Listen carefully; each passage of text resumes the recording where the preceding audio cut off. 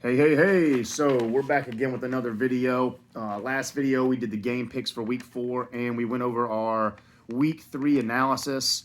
Had some good picks there. But now, time to go into week 4 and see what we got. Excuse me. So I'm really excited about this week. I think there's a lot of great matchups, and I really think this week my picks are going to do well. We've had the first 2 weeks of these 2 videos. If you followed my advice, you probably had some pretty good lineups, and I'm happy for you. A lot of you sent me a lot of messages of, winnings that you've gotten, and that's fantastic. That's why I do what I do. I love to see people win, and I love to see people prosper, and especially using my advice, it makes me feel so much better about what I'm doing. So, quarterbacks for this week, the 3 quarterbacks that I love at $9,000 on FanDuel and against the Miami Dolphins this week. Don't stop playing Russell Wilson. I made a mistake a couple weeks ago and put him on my hate list because of how expensive he was. There's a reason he's this expensive. Play him against Miami. Second quarterback that I love, Dak Prescott against Cleveland. Prescott, I said I'm going to keep playing him until he doesn't play well at all. The man's played well every week that I've put out a video last year, setting a career high of passing yards at Seattle. Gotta love the pick here. Love Dak Prescott this week. My third quarterback that I love this week at $7,700 on FanDuel is Drew Brees playing against Detroit.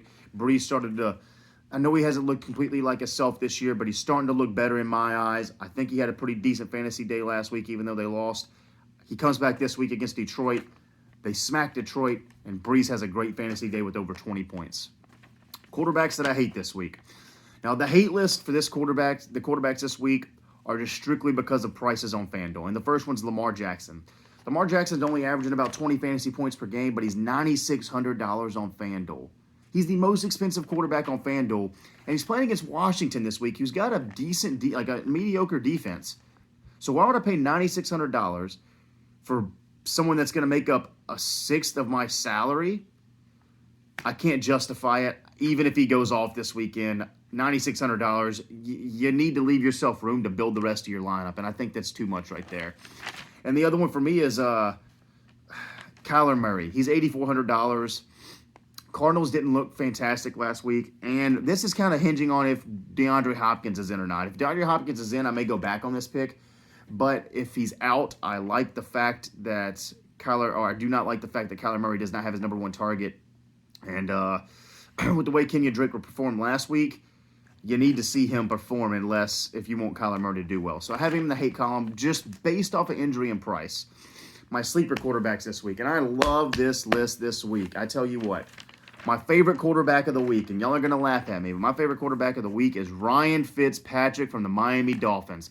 7,100 on FanDuel, going against the worst passing offense in the league, coming off a great outing. I love Fitzpatrick here, and Fitzpatrick could have a dominant performance. I am excited for this game. Even if Fitzpatrick's a dud, I'll take it because I think that he's going to have such a great game this week. And for that price, I'm going to go ahead and say it. 4 touchdowns and 250 yards for Ryan Fitzpatrick this week. Let's see how close I get to that number.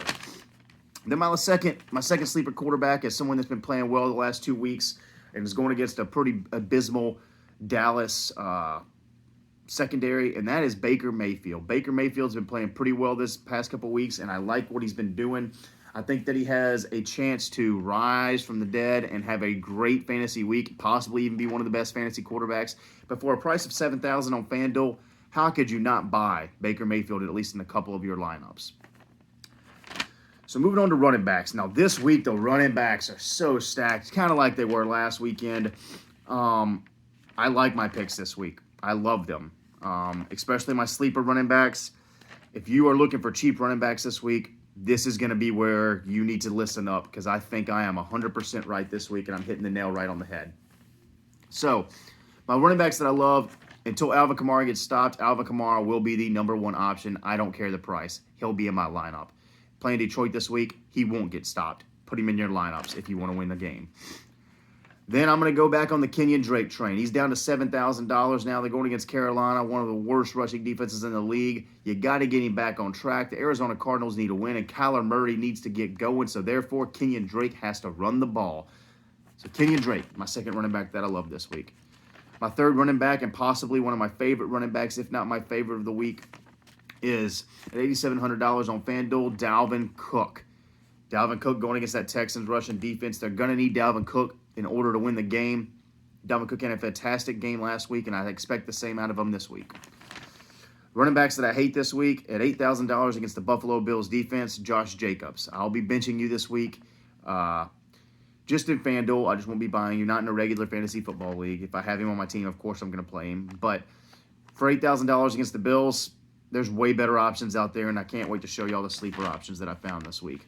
Ezekiel Elliott for $9,000, and Cleveland's rush defense has been pretty decent. I'm not going to play Elliott in any of my lineups this week, and I'm going to move on to other options. Then at $8,300 against Dallas, Nick Chubb. I don't necessarily think Nick Chubb's going to do awful. Like I said, these running backs are all very high priced, and the ones that I have found are very cheap running backs that you can get, and I think they produce the same amount, if not more, than what we're looking at right here. So, moving on to the sleepers, I'm so excited to tell you my first sleeper of the week, and this, I said Dalvin Cook could possibly be my favorite running back, but this is my favorite running back of the week, and that is James Robinson. At $6,600 against Cincinnati this weekend, James Robinson has been on fire. If you haven't played him yet, you need to play him now. He is still cheap, but that price is going to go up on him soon. I love James Robinson to have a big game right here, and he's my first running back in the sleeper column. Second running back, David Johnson at $6,700 going against Minnesota. I like what I saw when Jonathan Taylor played Minnesota.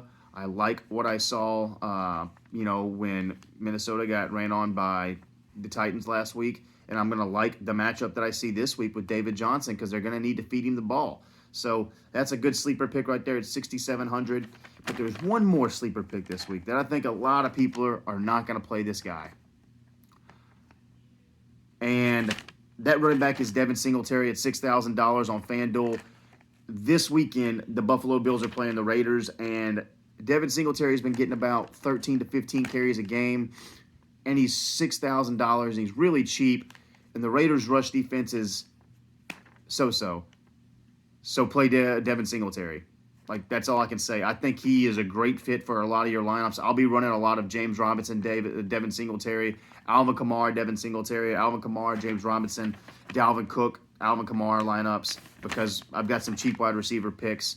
I will say this too. Every person that I'm mentioning in this lineup, there is a way that I have organized the point structure or the money structure that you can get one quarterback from my love column, one running back from my love column, also from the sleeper column, one or two receivers from my love column, the tight end, and a defense from my love column, all that fits in your price. I've had people do it every week, and that's why I do what I do. I try to get it to where you can make a lineup solely based off of these picks that I've made for y'all. So just keep that in mind when you're looking through these, when you're watching these videos, and when you're looking at and you're hearing these prices. They add up to about the same as the salary that you're going to be looking at on FanDuel. So just keep that in mind if you're looking to make good lineups. All right, on to the wide receivers. My first wide receiver that I love, I'm going to go high on him this week because I said I like Baker as a sleeper pick. OBJ against Dallas. I like OBJ at $6,600 this week. Very cheap wide receiver with a lot of big playability. I look at putting him in my lineup. My favorite receiver of the week, I'm going to stay on the Miami Dolphins train because I'm going to be using the Ryan Fitzpatrick, Devontae Parker hookup a lot this week. Devontae Parker, $6,500 on FanDuel for the amount of targets that he gets and who they're playing this weekend. And what I failed to mention earlier is Seattle has Jamal Adams out, so there will be. Secondary is even worse. Last receiver that I love is Tyler Lockett. I know he had 3 touchdowns last week, and I know they're going against Miami this week, and I'm giving you a lot of exposure to the Seattle-Miami game. My thing is Russell Wilson's still going to produce, and he's going to need someone to produce too. It's either going to be DK Metcalf or Tyler Lockett. Both are good picks. I put Lockett here because he's $7,500, and it seems like that Russell Wilson really has a connection for the deep ball with him, and that's what I like. So, yes, he's my last receiver that I love. Receivers that I hate this week, I got 3 for you. Allen Robinson against Indy. Indy's got the best defense in the league right now, which is surprising to a lot of people. But I think they can shut down Allen Robinson, and I think that Allen Robinson doesn't have as big of a game as what people are going to be thinking, especially after what Nick Foles did coming into the game last week, connecting with Robinson multiple times in order to close that game out for the Chicago Bears comeback victory. Don't think it's the same story this week. Could be wrong, but I'm liking that Indy defense, and I think that Indy's going to shut down Allen Robinson to only 3 catches, 50 yards. Next receiver that I don't like this week is Keenan Allen. I do not like Keenan Allen against Tampa Bay. He's 6,900. I think Keenan Allen's going to be focused on heavily, and I think we're going to see Keenan Allen probably around the 4 reception, 60-yard range, which is 10 points, but that's not enough to return the value for the money that I'm going to spend on him. The last receiver that I don't like this week, and that will not be in a single lineup at all, DJ Moore from the Carolina Panthers going against Arizona. He's at 6,800. All I can say to that pick is I may be wrong, but no. Just no. The Arizona Cardinals got a pretty good defense. DJ Moore is their top receiver at Carolina. He's going to be focused on pretty heavily, and I'm not touching him. There's better receivers out there in my love column and in my sleeper column. I think that we can have a good week without touching people that are problematic. So my first sleeper receiver this week is Will Fuller, as long as he's healthy, playing against Minnesota. Big play threat at 6,100, I think he is this week. Big play threat Will Fuller is. That's what I like about him, and that's what I think a lot of people do like about him. So if he's healthy this week, I would look at playing him in a couple lineups, starting him, and see what happens for as cheap as he is. My next receiver that I is a sleeper this week is Sammy Watkins against New England. He is the third receiver on Kansas City, but Patrick Mahomes shows that he still loves him.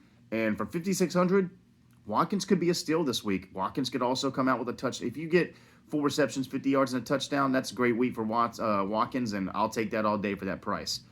My last receiver, he is still so cheap, and I don't know why, but it's CeeDee Lamb. CeeDee Lamb coming off of 2 back-to-back great weeks. Don't be surprised if against Cleveland he does it again. He's at 5,600, and this guy, I don't even know why I put him in my sleeper column. I should have put him in my love column because he will be in a lot of my lineups for that price.